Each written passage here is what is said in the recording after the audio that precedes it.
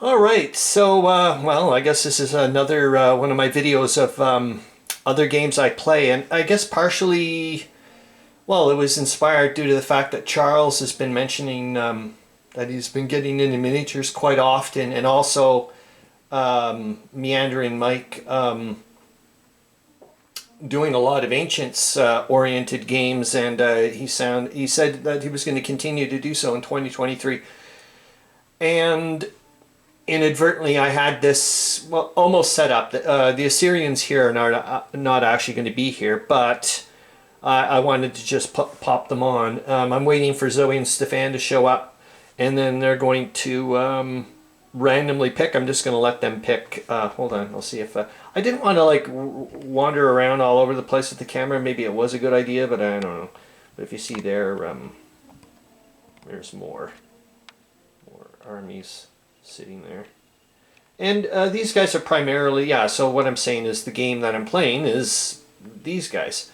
A biblical thing. And originally it started off as a DBA 3.0, which is De Bellis Antiquitatis. It's the third version. And actually these Assyrians, I have the full, all the options available to play. So I could go into a tournament right now and play. It's a 12, each stand is called an element. And it's 12 stands or 12 elements versus 12 elements. And I have all the options available. So I could legally play like a tournament of in DBA 3.0. And in DBA land, each army or each section or a period in history is done by a book. So it'd be like book 1, 2, 3, and 4. And book 1 is like the ancient period. Book 2 like would be Rome, and so on and so forth. And this was considered, and then it would be a book, and then the army number. So it'd be like book 1, and then Roman numeral, and then Arabic number. So these guys are book 1, number 51, Sargonid Assyrian, and I do believe, yes, and I've been fascinated by Assyrians since I was a little kid. That little picture of I'm not going to run upstairs to get it, but anyways, I just remember seeing it as a child, and I was like, oh my, like, who are these people on these strange looking boats with these weird beards and odd looking buildings, and I've never heard of these people. Anyways, when I started painting, okay, I already started getting endorphin rushes like there was no tomorrow when I finally managed to paint. And I started actually painting 1 to 72 scale. But I went to 15 millimeter. These guys are 15 millimeter scale. And the reason why I went to is because almost everybody and their dog is using 15 millimeter scale for those games. But in a weird way, it doesn't really matter because what it comes down to is the base width. You have to make sure that everybody, as long as everybody's on the same page base width wise, you got big giant people, it doesn't really matter. You can also like it does in a weird way, like how many figures is on a stand and so on and so forth, but won't get into the particulars because actually this is not I don't play DBA. I play my own house rules, and if anybody ever wants them, you can I'll give them to you, no problemo. So that's it. But what I was saying about these guys is when I finally it was probably this guy. When I finally was finished painting these guys, you have no idea the amount of endorphins that were rushing through my brain because I finally had like a tangible Assyrian, stand in my hand that I had done. When I had that army finished, all I can do, and look, this is not my favorite paint job. I am a horrible painter. Trust me, man, on a zillion levels. I also going to tell you that my rule system, the way I paint, the way I approach it, everything I would call it, and I've mentioned this many times to people, I call it Hollywood historical. If you're looking for a simulation or any of that stuff, you've come to the wrong place. I also am all over the place, as you can see, with scales. Zoe makes, my daughter makes she laughs her head off. But I'm like, look, I'm not going back. Maybe if I would have went off into 6mm land, fine. But I'm not. Hold on, I gotta get my forceps, even though you can't use forceps for this. It's gonna drive me up the tree. I feel naked without them, man.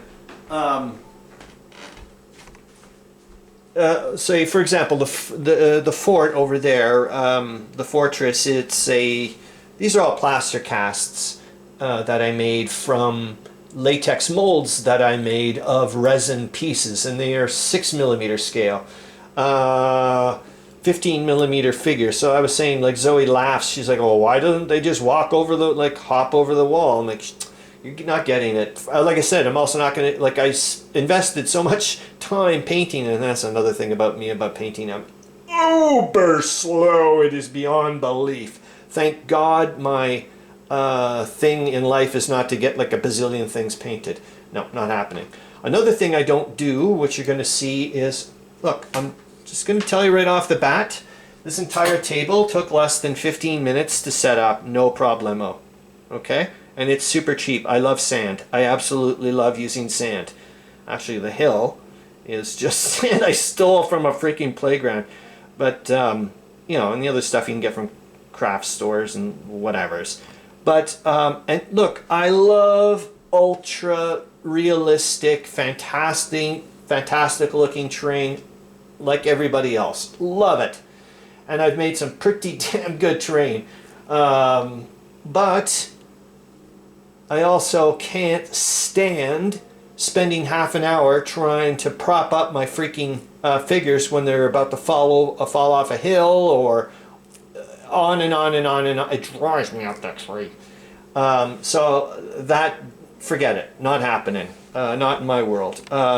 So I stay with Mr. Flatland as much as humanly possible. And if it's not very realistic or whatever, oh well, such is life. I enjoy it. Makes sense to me. I'll give you the scale of this table. If I remember correctly, hold on here. A base width is, well, it's 40mm, and it comes out to, I think one base width is about 60 meters, and I think which is about, I think, the width of a American football field or something like that. It's around there anyways. But if you look at the full dimensions of my table here, I'm not going to do it, but I think the average person is about able to walk about 5 kilometers per hour. So I measured it out, and it comes out to about, on that scale, it would take you about a little over about 15 and a half minutes to walk the narrow bit, and about around 30 minutes to walk the length. Maybe I'll move the tripod later. So anyways, like I said, with the sand, another beautiful thing I love about it is that, well, like I said, it took me less than about 15 minutes to set up this freaking thing. It's sand, it's super uber cheap, and I can just get rid of it. The table thing I'm just using is this Woodland Scenics Ready Grass stuff. It's pretty darn cheap. It's fantastically resilient. Another thing is I can't stand, I absolutely detest stands, like the stands moving all over the place. Drives me up the tree. So what I've done is I've glued felt, color coded all my armies. They're all different colors, but and all different terrain. Everybody has all different, like every single army. But it's like fucking Velcro, man. None of this, I can't, it drives me up the tree. Absolutely drives me up the tree. Alright, so what else can I tell you about the rule system? If you wanted to ever play it, it is super easy. I've tried to abstract quite a bit of the stuff, but I absolutely adore the command and control system that I've set up. And I'll tell you one thing. This game is the only other game that draws Rob like a freaking flight of, I don't know what. Well, some, you know what. he'll if I have this table set up, Rob's like, do you want, maybe we can play that. And other people that have shown up, in my house go, can I do something with those things? I'm like, Anyways, this is basically the I'm gonna have. You know what? We're gonna start moving we'll get off the tripod land. Hold on here. I'll see if I can use it as some kind of crazy stick without causing too much grief. So basically, it's a 2-page rule system. I mean, with a little bit. So if anybody wanted them, just let me know, man. I don't care. And I'm very accommodating. I'm not into this, oh, you're 0.000 millimeter off, I guess you can't attack me. I'm not into that nonsense either. Just talk it out, man, for crying out loud.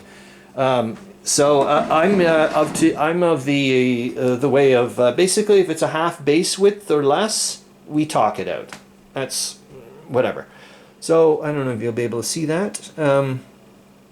Yeah, it's basically, so it's pretty darn easy. I've abstracted I'll show you the command and control, which I absolutely adore.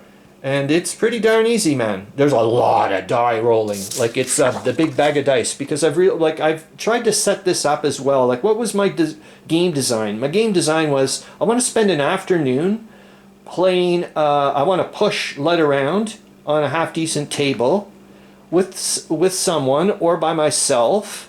And I don't want to take it too seriously. I don't want to spend 300 years looking up rules. And I also wanted to be able to bring it to conventions. And I know that people mostly in conventions love rolling dice. So I altered the rule. Like, this is so away from DBA, it's not fun. Like, it is completely my own rules. Even though, I mean, obviously I stole like there's no tomorrow with other people. Here's the... to make sure that you don't start committing suicide as, it's like one turn left. I've set up this little thing. And this was also fan created, so I can't, like the green, the yellow, and the yellow and getting close to the end. Okay, that was from another rule system, but this way of doing the timing is from someone else. This was from the DBA forum, Fanaticus forum.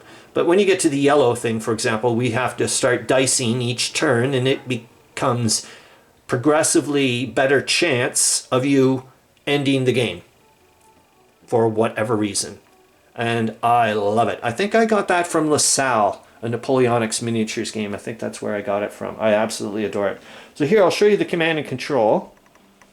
And then I'll have to put down the tripod, which I absolutely love. And everybody seems to like it too. Which basically is, here, I'll move it. Basically what it is you're allowed, like I said, I'm abstracting the living dickens out of things. I absolutely love the way I do skirmishing. Oh my God, skirmishers are so freaking important. They're not very powerful combat-wise, as in they melt. Like once you hit, they get into close combat. But they are so good. For example, if you had, I don't know, where are you? So if you had, for example, your skirmishers directly in combat or within, remember, half base width of some archers, they can screen the archers. So it's difficult for you to hit them. Even with your archers from another thing, you have to hit this, whatever. So how I decided to do the command and control, which I'm sure is not a, whatever, I'm sure the implementation, forget it. Yeah, forget it. But these cubes are like giant size compared to what I'm used to. I've been painting those other ones, and I was like, what the hell are these things? But before, they used to look normal. So what I do is, in DBA, you used to roll for how many, so you'd roll a die 6, and that would be how many commands you could do in that turn. So the way I've done it is, and I've been using this for, I don't know, 3-4 years now, and I love it. So what it does is you always get one free move. After that, if you want to make a complicated move, you have to go in the bag. And I'm just using, hold on, these socks. So in you go. And here, I'll move it up a bit. And so, and you're allowed to do this all game long. So I'm going to go over here. So you're allowed to do this all game long, as long as you move forward and you don't end up in a, I guess what hex encounter people, like an enemy zone of control. Okay, as long as you don't end up in there, and as long as you're just moving forward, it costs nothing. Okay, so you never have to worry about taking your free move. You don't have to worry about going into the sock, doing crazy stuff. But anytime you decide to do any other kind of funky business, oh shit, knock this over. Well, it's what I've mentioned to Zoe too before. I said, you know what? I'm going to be bringing all these freaking goddamn miniatures to the convention. I can assure you some are going to get broken. I've just got to go with it. And this is actually a 1:72 classical Indian chariot umbrella thingamajig that's was glued to I think like a plastic 172 sprue. Welcome to my world. So anyways, like I said, once you want to start doing anything funky, that's when, it's going to cost you one free move. Skirmishers, never. However, once you make at least one funky move, like once you've gone your free move, and you afterwards go later, oh, well, I forgot to do tough. Or, oh, well, I forgot to move this guy forward, even though I made a funky move or whatever. Tough. You should have thought of that. You should have made all your simple moves first before trying to do a funky move. Or what? You see what I'm saying? I also have disruption. That's really about it. And like I said, so therefore, what you would do is so I would go. If I wanted to make another move, aha! I got a green one. I can go. I can make that next move, and so on and so forth. I also included what I call it, are the gods with you, or is is fate with you? And so, when I play with other people, and we decide, do you want to play with this option, which is we each roll a die 6 because it could be both ways, and 1 to 2 is the gods do not favor you, and what that means is you have to add a red die marker, a red cube into your freaking sock. And if the gods do favor you on a 5 or 6, you get to add an extra green one. And also when your general is taken out, one of your green cubes is removed, and so on and so forth. But it's a very simple, let's just have some fun, talk about history, roll a lot of dice, and whatever. But so there we go, and yeah, like I said, another game I like to play.